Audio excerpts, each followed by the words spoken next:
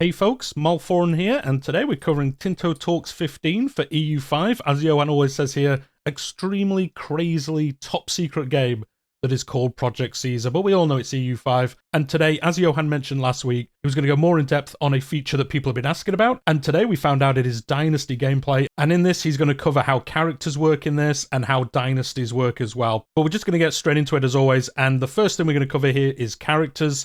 And as you can see on the screen at the moment, this is how characters are going to look in the game. Now, one thing I will say is the art in the background looks amazing. As always, the art team at Paradox, similar to the music team, never miss, really, for the most part. I think this looks really good, especially the background. The character itself, I have seen people say it looks a little bit weird. I think it's because these are going to be animated in-game, and this is like a screenshot of a character in motion almost, maybe. I could be wrong about that, but I think it's more of like it's a screenshot of a slightly animated character, like you see in Crusader Kings 3, where your character will do some movement just to make them look a little bit more alive. I think that's what we're going to get here. They're not going to be doing like dances or anything, but I think there is going to be some slight movement to them to make it look a little bit more realistic. But overall, I think this looks awesome. I think it is definitely better than the Victoria 3 models, and I think it's maybe like one step above the Crusader Kings models. It's probably about the same, to be honest, but I do like that we are going to be able to put faces to names, especially as they get into the Dynasty stuff later on. But let me know what you think in the comments down below. But this is an example of a European king in the 18th century, so. But one thing Johan does say here is that they don't want to copy the Crusader Kings mechanics when it comes to dynasties and characters, because I'm sure many of you are aware, in Crusader Kings, you're playing as a character,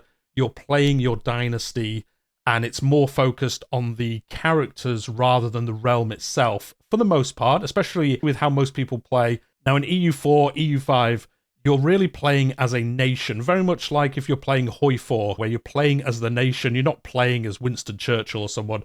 You're playing as the nation, and then the characters are like the ancillary stuff that go around it. That's going to continue in EU5. I think that's a much better way. I think it fits this game a lot more. This is about nation building, more so than kind of dynasty kings and queens like Crusader Kings is. But Johan really just clarifying that for people who might still be a little bit confused. And similar to how you see in EU4, characters will have administrative, diplomatic, and military attributes. Now these are going to go from 0 to 100, so it's not going to be a small number like it is in EU4.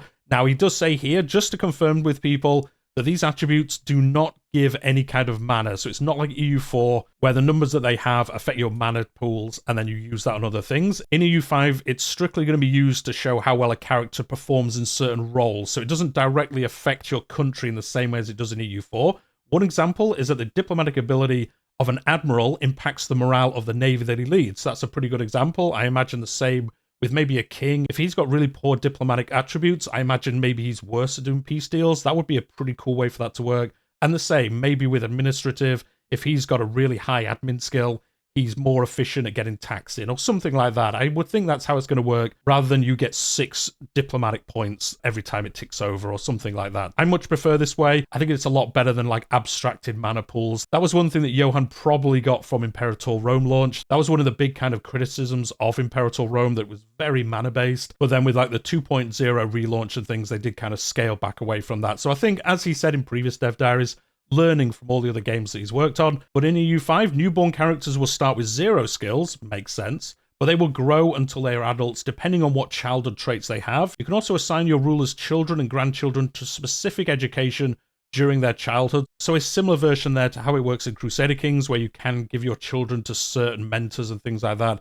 We'll see, obviously, in the future how that does actually affect things. And you can see here our first kind of example on a child trait. This is a gifted child. Their attribute increases 50%, so probably going to end up as a pretty good ruler with high stats, or maybe not even a ruler, as they said, maybe a admiral or something like that, and they're going to be able to get a lot more stats than other people. And I will say Johan put a little bit of a joke on this one as well, saying this is really, really cool. It also increases the chance of them dying in a hunting accident by 200%. I think that was a joke just because, you know, the memes about having a good ruler and they always die, and if you had like a 0 skill ruler, they always lived. So a bit of a joke there by Johan, but it did give me a giggle, so I do appreciate it. And then very similar to EU4, characters are going to have 3 traits depending on how long they have ruled. So gradually over time, they will pick up these traits, similar to how it works in EU4.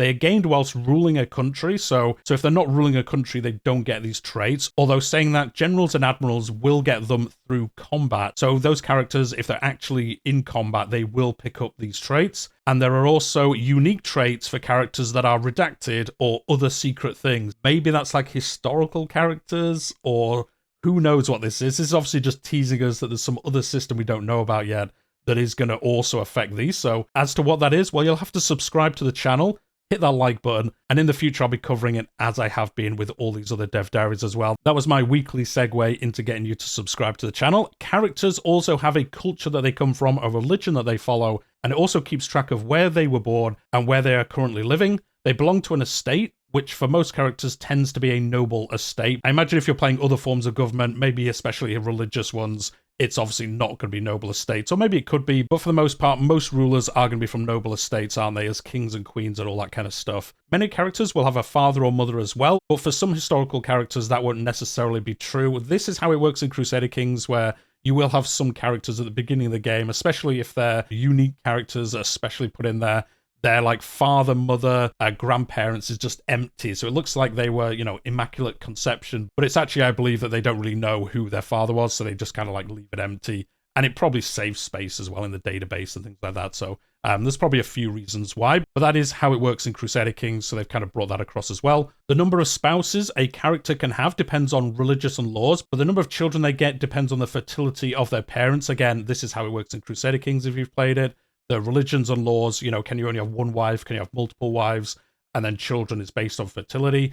So what can you do with characters? Well, again, this isn't Crusader Kings, so the characters themselves aren't that important. And there are no character-specific events like Imperator Rome either, so it's not like a mishmash of the two. Johan again clarifying that it isn't Crusader Kings, this isn't Imperator, you are playing as the nation, the characters are there to add flavor and to kind of help you keep track of nations, I think, a little bit better than if you didn't have this.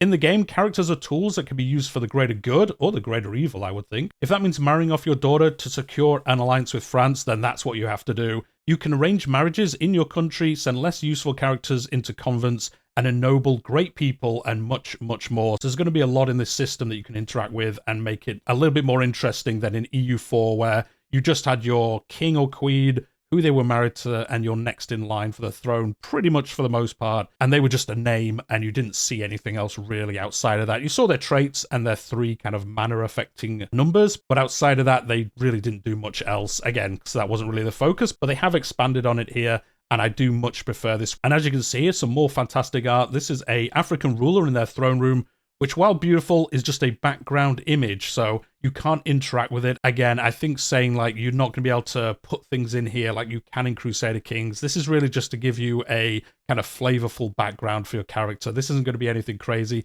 It would be cool if it was at least dynamic. Maybe we will get this in the future. Again, I don't want them really to spend too much time on this because there's much more they can be doing in the game that is more what Europa Universalis is.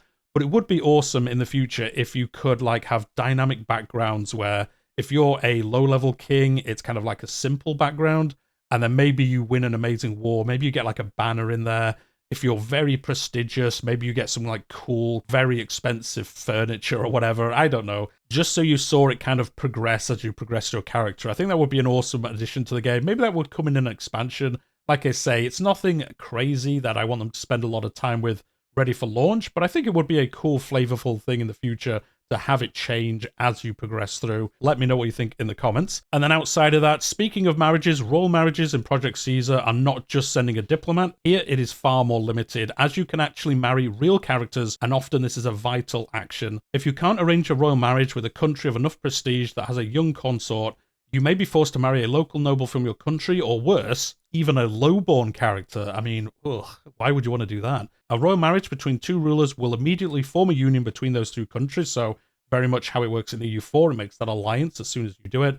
Every country has its own inheritance laws, which if they differ may cause a union to break, as the ruler would be different. This is probably not the audience where I need to explain the difference between Salic law and semi-Salic law, correct? And I would imagine yes. I think most of us playing EU4, EU5, we're going to know inheritance law. Even if you play Crusader Kings especially, you know how inheritance law can affect your campaigns. And just saying, it's going to work pretty similar in this. And as you can see here, some more UI showing here, as always. This is placeholder art. Don't be like saying the background looks boring, etc. This is going to change in the future, but this is showing the dynastic tree for this dynasty, and you can see living members. You can see the flags at the top there. You can see rulers from the dynasty. There's 8 people in here that are ruling somewhere. I like how it kind of shows all the different people in your dynasty. And I would imagine, like this one, it's going to be cool to see where maybe you married into another house and then you took over that country through a royal marriage, and kind of showing how your realm kind of built together and everything like that. You can also see here all the stats they had. I would imagine that is currently, or if they're maybe grayed out there,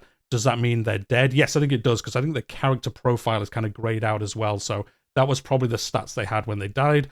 But I really like this. Again, this is going to take another pass. This is going to look better in the future, I would think, especially the background. I really like this edition where you can actually see a tree of what happened. Obviously, you'll be able to see this for everyone else as well and see how kind of dynasties merge together. And as they've covered characters, they're going to go into dynasties now. Dynasties are important as they impact diplomacy in direct and indirect ways, as some inheritance laws prefer their own dynasty, and having the same dynasty can improve opinions between countries. So obviously, if you're from the same dynasty, you're 2 different kings, you're going to like each other more than maybe some random other king that you also kind of interact with. As in almost all previous grand strategy games, the game will keep track of who's ruled the country before, just so you can go back and admire them. I like that. I like looking through the tree and seeing people, as we were saying earlier. And then next, again, having a bit of a joke here, saying, we've added as much history as possible here, even if his heathen content designers refused to put Odin as the original king of Sweden.